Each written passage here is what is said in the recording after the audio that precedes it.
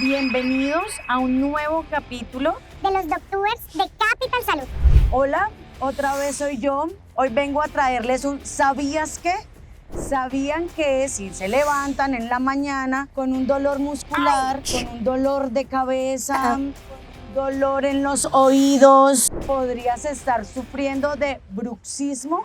Inclusive muchos asisten ya sea al otorrino o al neuro, pero es por motivo dental. ¿Qué es el bruxismo? Es un movimiento involuntario de la mandíbula cuando dormimos de manera inconsciente. Si te levantas con este tipo de síntomas, debes asistir a nuestra consulta de odontología y poder evaluar si requieres algún tipo de tratamiento para que puedas mejorar todos tus síntomas. Recuerda que con los Doctubers Capital Salud te cuida.